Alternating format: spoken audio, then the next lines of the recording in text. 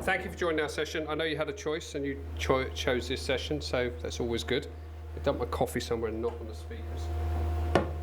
So let's bung into these. So first, I'm Tim Russell. I'm Chief Technologist for a company called CDW. Has anyone ever heard of CDW?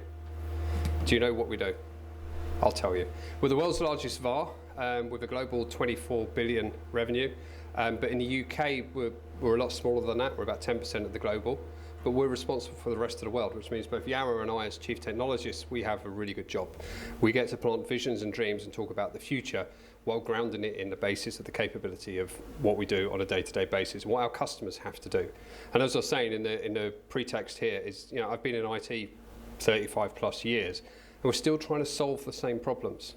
We're still just putting the latest technology in to solve a problem. More excitement turning up. We're still literally going around the cycle every 2-3 years, solving the same problem with the latest bit of technology. And what we're seeing quite often is technology is an answer, but it needs to be tied up to a cultural change.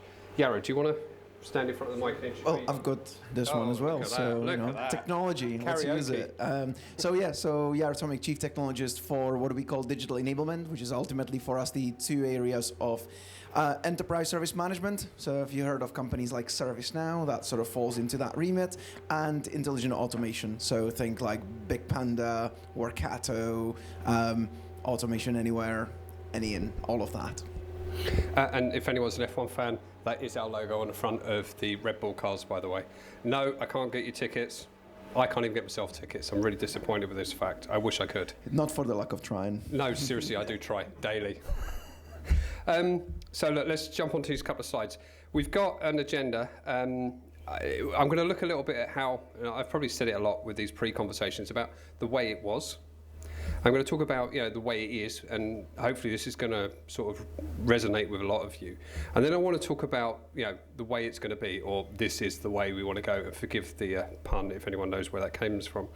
But there is some changes, and you know, if we look at the core subject for today's presentation, it's not about changing the technology. It's changing how we use the technology and how we look at ourselves and how we try and drive a change inside business. So let's start off with a story. And many of you, like me, probably when you were growing up, you had a parent or parents that went to work. Now for me, my dad would leave house in the morning, he would go to work. Work was a place he went to and he did his job. He would come home and he would finish his work, or he had finished his work. And then my mum, who was a night nurse, she would then go to work in the evening.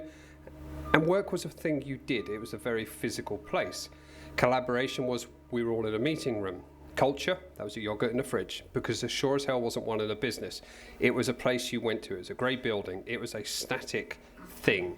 And performance was based upon attendance. I remember working in the 90s in the city of London. If you weren't in the first in and the last out, you weren't trying. Leaving at 5:30 got you the nice of you to pop in today, do a full day tomorrow kind of comments. And I'm seeing the nods here. We absolutely know what it's like. That's not the world we're in today. But that's the world we all came from. And a lot of the decision makers, they came from this world. We look at the post-pandemic hybrid platforms. I want people in the office. Why? So I can see they're working. Really? That's not how the world works. We've got technology to change how that's measured. And we move on to the workspace, and there's a reason we make a differentiation at CDW. The workplace is a physical building. Microsoft still call it the workplace. A load of the other partners you'll speak to, they're going to call it the modern workplace. Workplace is a physical thing. We call the workspace intentionally the workspace because it is wherever you are. I was reading emails earlier. Sitting on the train yesterday, I was doing work. I sure as hell wasn't in a workplace. I was in a workspace. I take it with me. And a lot of the cultural change we have to drive inside organizations is to say, stop thinking about the bricks and mortar. They're really important for the social connection of people working together, but you have to enable people to work everywhere else. And I've got an anecdotal story I'll share in a couple of slides on that one. But here's the other things. Performance, we've also started realizing, is impact. When I worked at Microsoft before I came to CDW, it was all about impact. What's the impact you made? Well, I'm not an asteroid, but it was measured in what you made as a difference and not the crater you left behind. So when we start looking, you know, at the way it is, we've got some real challenges. And if any of you, I started on a service desk many years ago, fixing people's problems or putting idiots on speakerphone and then laughing at them later, which I later realized was a really bad thing to do, but fine, that's how we did things back then. IT has this perspective, and I'm still talking about IT in a monolithic architecture kind of idea, is Who are you? Where are you? What do you access? And why should I give you access? That's what we do as the basis from an IT organization. And yet the user, you, us, all of us, we have this perspective is, well, I know who I am. I know I need access to this application, otherwise I wouldn't open it. Why can't you trust me? Why can't I install this application? Why can't I do this? And there has never been a stronger reason for clarity of why decisions have been made to be given to end users. Because here's the honest truth, we all walk around with one of these now, and if we want an application, we open up the Play Store, we open up the App Store, and we install it. Why the hell can't I do that on my work laptop? Apart from security having kittens. But it isn't quite that black and white. We should be able to enable our end users to do that. And it's not just about those simple applications. When we talk to IT, when I talk to any organizations, and I talk about IT, I tend to visualize this. Phone, tablet, laptop. But we know it's a hell of a lot more than that. I might as well let the whole thing build out. It's all the bits in the middle. It's the equity tools, it's the connectivity, the appliances, the accessories. It's all of the services. And then it all gets muddled up as it's not just IT. All of these partners, all of these parts of the business are actually involved in what this is doing. It's delivering a capability to our end users. And where this comes to a bit of an issue, I should build out one more, there we go. I talk about E cubed. What we should all be focusing on as a group, not as IT alone, as a group, it's about three things. Equity of experience, regardless of who you are. Efficiency of delivery and operations, i.e. we get stuff quickly, easily, and we work as well as possible with the tools we're given. And weirdly enough, one of the things we didn't have before, and it's emotion. Our task should be to make users happy, weirdly enough. We're not a sweatshop. Coming back to the 90s, the hours you worked, we're here to make employees' life easier. Now, as recently as a large pharmaceutical company I spoke to recently, and they've actually taken the IT and the HR department, they've merged them into one, because what they've realized is both departments are actually doing the same thing. They're enabling end users to do their job. IT used to be spinning disks and mainframes. IT's role now changes. IT's role is now about enabling users to be the best users they can be, the best productivity, the best capability. And the reason this has changed as well is the user's expectation has changed. Now here's a funny thing. Does anyone like pizzas? Has anyone ever ordered a pizza online and had it delivered? Well, I've got a record to set. I once ordered a pizza. Well, actually, let's come back to this. I want you to visualize a story for me, okay? I'm talking to my daughter. I'm talking to her about Halloween and what she's going to wear. She's 14. It's really important that she gets the right stuff. My wife's showing pictures of what her daughter wore for Halloween, and she gets hungry, so I order her a pizza. Now, none of this really is weird, okay? Until you realise that my daughter at the time of this conversation was in Auckland and I was not. I ordered a pizza halfway around the world. So challenge there if anyone can order a pizza further than 13,500 miles away or kilometres away. Challenge accepted. But we're working in an environment where that's possible with no specialist tools. Snapchat, WhatsApp, 2 mobile phones and a public internet. We had a perfect video conversation. I ordered a pizza halfway around the world. We shared photos in real time on multiple mediums. So why can't my users sit on a beach in Bali and do their job? Because CISO says they don't want them to. Because the IT manager says, I want to know where you are. You can't leave the country with that device. Or your manager even says, I need you on a desk in the office. Now, there are scenarios where it's good to be socially connected, but the idea is our job is to enable people to do their job. And this slide, by the way, I present to rooms full of CEOs and CTOs, and it's really good because half of the room gets this look on their face of, wait, what? How can I stop people doing that? What if my staff are on Bali now? And the other half are like, you know what, we're cool with this. We know that our data is secure, our platform is built to be transportable, our data at rest is secured, our users are happy. And this is a cultural change. It's not technology, because technology makes it possible. It's a cultural change we need to bring into an organization, which is where we need to elevate that conversation. We look at the IT and the HR that merge together. We've got to start focusing on the outcome and not the empires that are being built within organizations. And I got ChatGPT to make this for me yesterday. No, sorry, Copilot, Create, whatever it was. We also need to change from the bottom up. We need to have this concept of understanding as IT is not a pillar anymore. IT is part of a wider organization that enables users to do their job. Change is going to happen one way or another. You, me, all of us, we're going to need to change our perception as well as driving the perception within an organisation to change how they deliver. And I repeat again, E cubed. So they're built out. Equity, efficiency, experience or emotion. This is our goal. If you're buying or delivering or creating solutions for an end user, this is what we've got to be driving towards. Equitable experience, efficiency of delivery, and an emotion and an experience that makes an employee happy to work for that organisation. And now I'm going to hand over to Jaro to pick up his slides. Thank you for that. So one of the key things that I present at conferences is in and around how the relationship changes between IT and the business. Now, you heard about Tim's idea that he often pitches to the C-suite around how we need to start being a bit more human-centered, really, more than anything else, in how we look at provisioning of devices, how we look at provisioning of the services. And that is kind of my area that I take care of. So,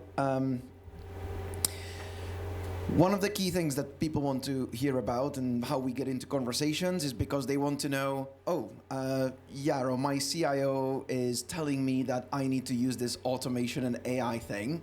How do I go about that? Because every single vendor out there is telling me they do AI everything and they automate everything. And by the way, that's also represented in that room, right? That's just what everybody does nowadays. Too much noise. I don't actually know where the value is because everybody uses these two words in relation to everything. So where do I even start? And this is where we often start with, why are you even doing this? Why do you exist as an IT department? What is the purpose of you turning up to work or working out of Bali or whatever the connection is, right? That's where we kind of start linking all of the projects that they have to the business value that's expected. So the business is obviously seeing typically IT as a cost center. It's just a place where they spend money and they're hoping that things will kind of run. They will not get onto the front page of the newspapers with any security breaches, and everybody will be just kind of happy. But for that to happen, the IT needs to deliver visibility and auditability. They need to be able to leverage AI to remain competitive. They need to enable more productivity, which is partly what also Tim touched upon. Optimize costs, make sure things work with one another. It's all done in a secure way, and their data is kind of ready to be utilized by the latest technologies.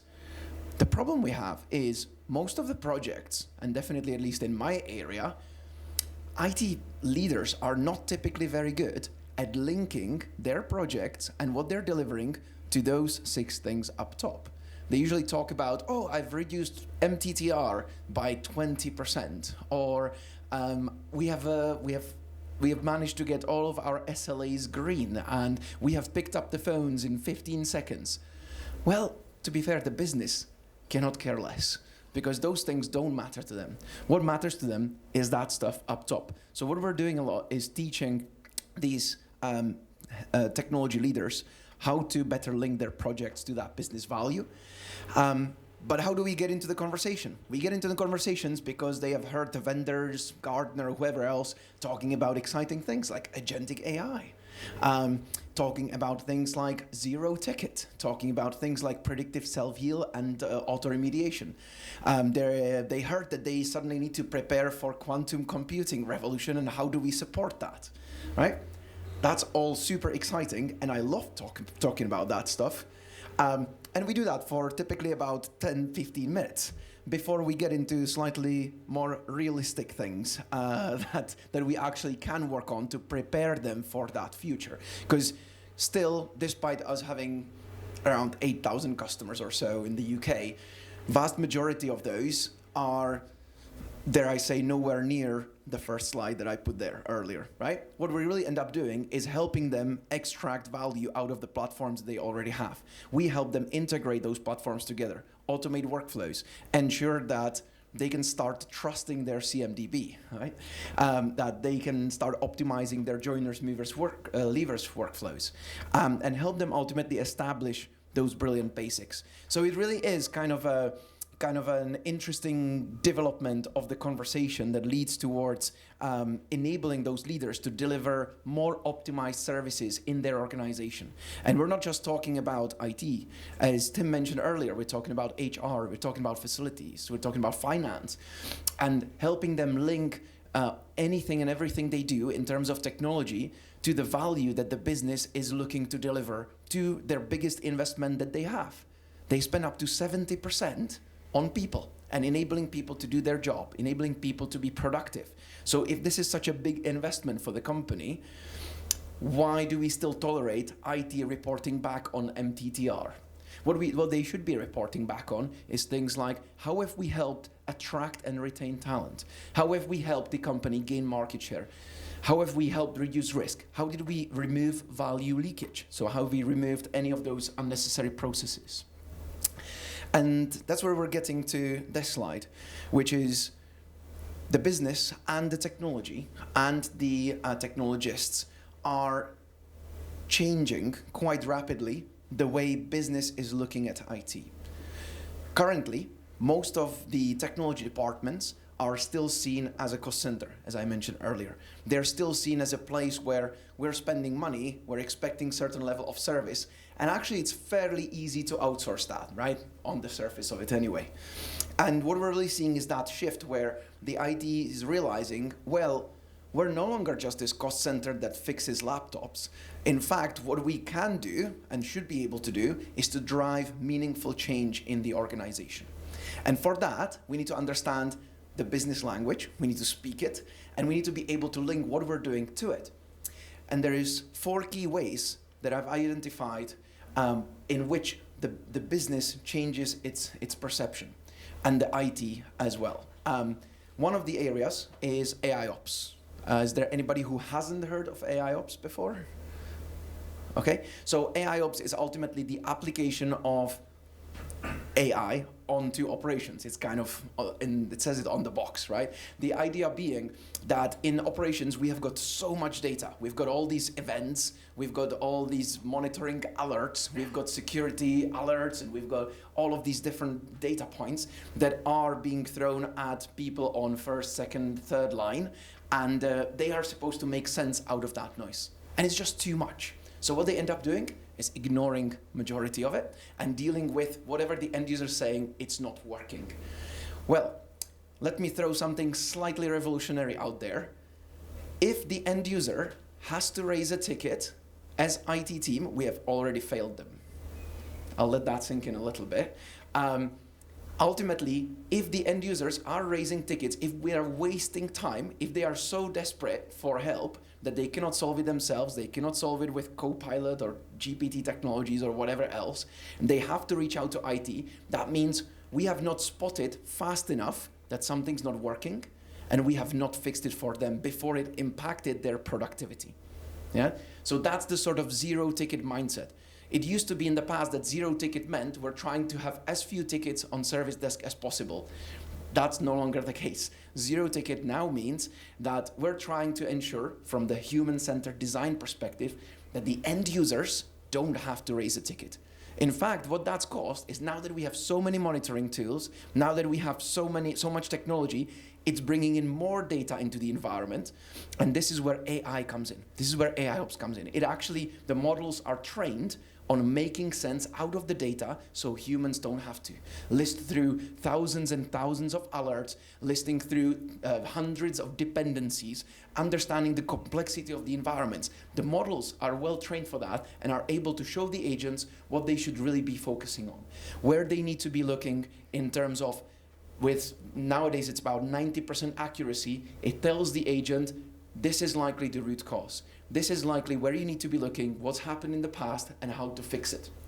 Improving the resolution from the end user perspective by somewhere between 50 and 90%, which is huge, huge gains. The second thing that's massively changing the industry is experience management. How many of you have heard of watermelon effect before? Is there anybody? Well, Tim, I would expect you to, being my colleague. But ultimately, watermelon effect is related to what I just talked about, which is, as an end user, you might have an issue with your laptop, with your device, or whatever else, with an application, and you're kind of trying to get on with your day. So, okay, my laptop is now booting for ages. It seems to be doing updates every day. It's slowing me down. It's annoying me. But, kind of go through the motions and ignore it for a while, or try to just get on with it, maybe restart the laptop or whatever else. It's only at the point that I'm desperate enough that I report it to service desk. And guess what? That's when the service desk starts the clock, when I've reported it.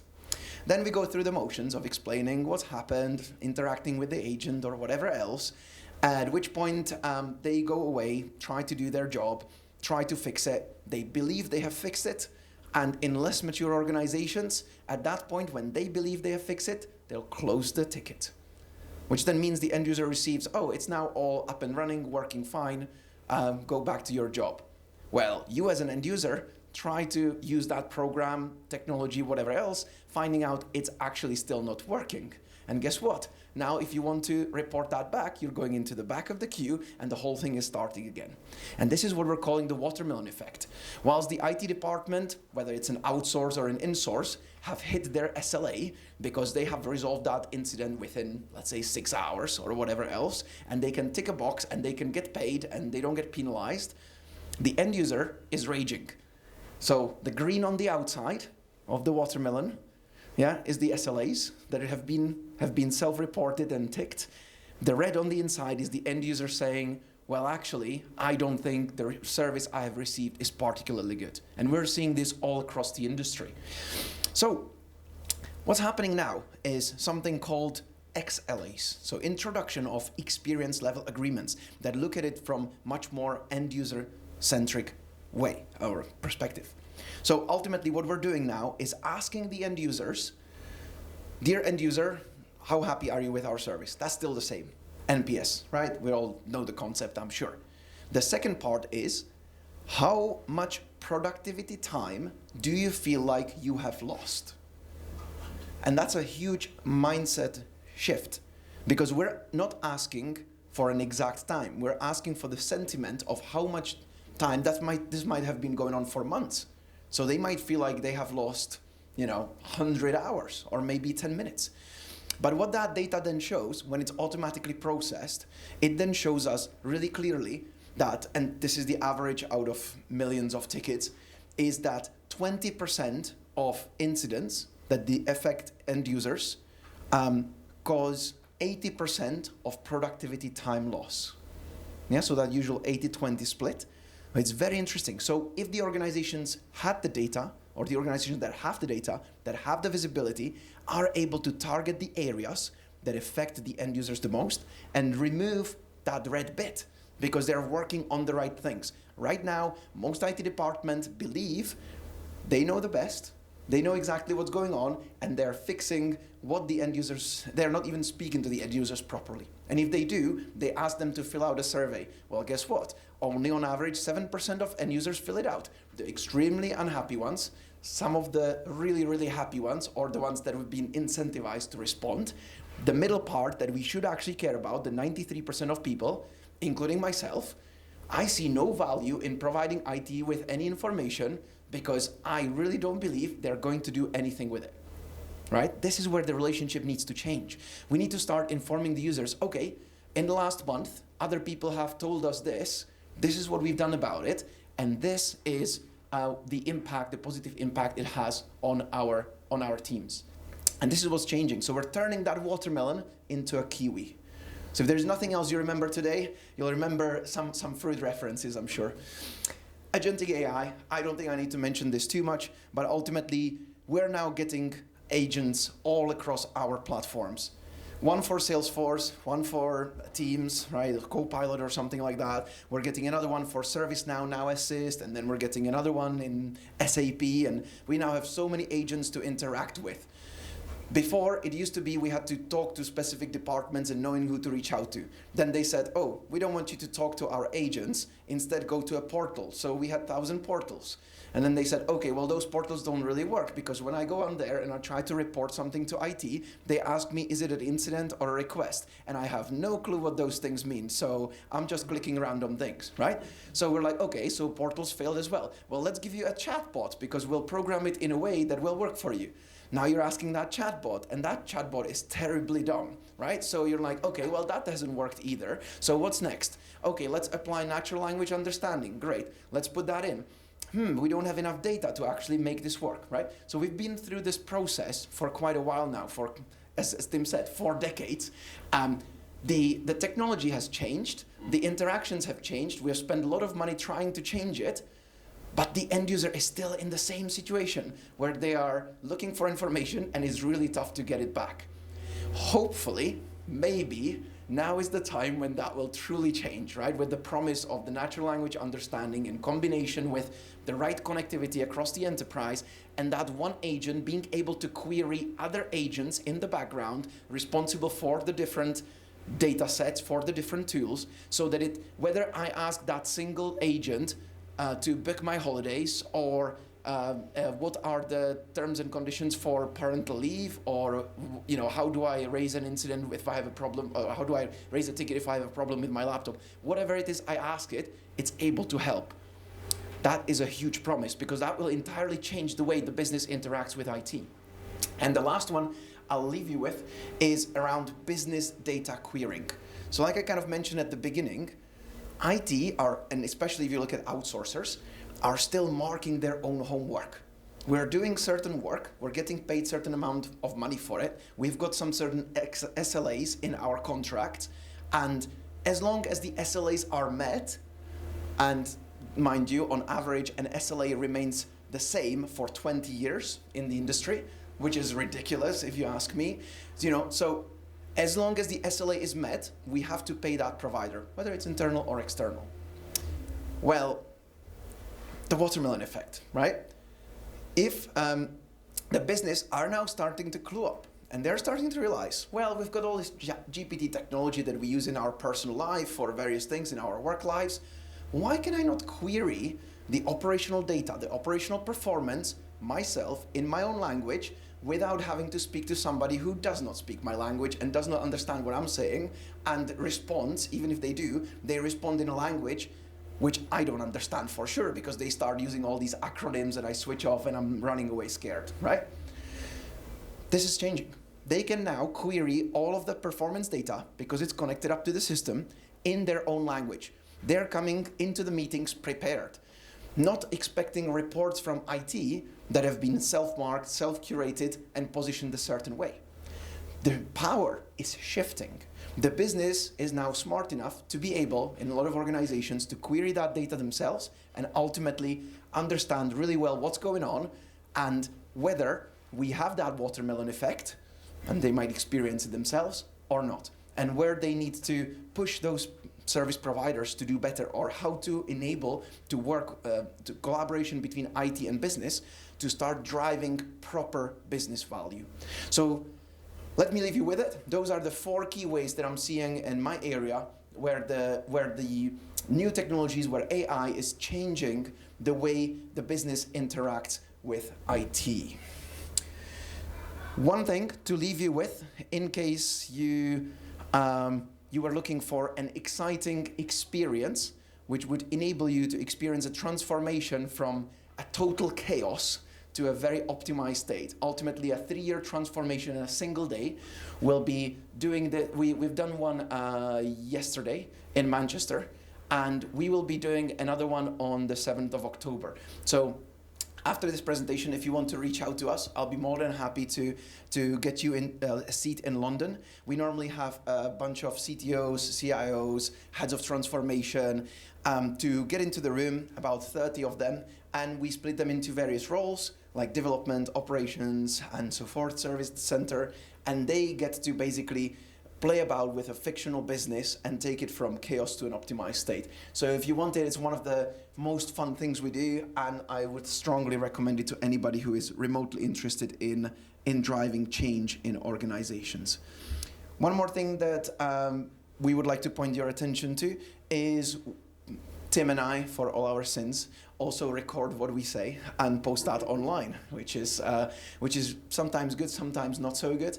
But ultimately, you can also, if you do listen to podcasts, you can find us on Podbean and various other platforms under Octopod, so Office of the CTO at CDW. We've got this bunch of beautiful people that share their opinions on the movements in the market and the latest things in the industry. So feel free to find us there as well. Is this? That's the last one. Yeah, there's an ask for feedback on this. The thing I wanted to just touch on quickly, I'll go back to the mic here, is what we're saying about this zero-ticket architecture, ZTA. The other stat, you gave a couple of really interesting stats. 47% of people don't raise an IT ticket because they don't think it's going to make a difference. 50% of people have a shit IT experience. So half the people aren't telling you and half the people are having a terrible experience. How do you deal with this? How many times, has anyone had a blue screen recently? And what did you do? You rebooted your laptop and got on with your work. That blue screen was an indication that something wasn't right. And yet, IT don't know about it. IT can't fix it, and in a week's time, the Bluetooth drive, put my teeth in, the Bluetooth driver that pulled your laptop down is going to crash again. This whole concept is we give people an amazingly powerful digital tool, but then we rely on the soft human to give us feedback when it doesn't work. That's the first monumental change we've got to bring into IT. The second is in, as we were saying, human-centric. None of us go to work because we necessarily enjoy it. We go to it to get paid. So the more we can do to make the job enjoyable, make you productive, the more likely you are to do your job better. And there's a direct correlation between employee experience and customer experience. Whether you're talking to customers or not, a happy workforce makes for a better environment. So when we take these things, IT and its role is no longer about what laptop you get. It's about how you experience the software and the hardware you're receiving from your business to do your job. With that, thank you very much. Please do take an opportunity to scan this. And based on what we were just told, 7% of you will do this. And I'll watch the other 90% walk out of the room. Thank you very much. Are those the new QR codes that are supposed to work? Because they didn't at the start. Oh, right. Oh, God, they sent me this yesterday, so... Yeah, this one doesn't. Doesn't. No, Okay. no. Oh, well. Then it'll be 0% Excellent. feedback.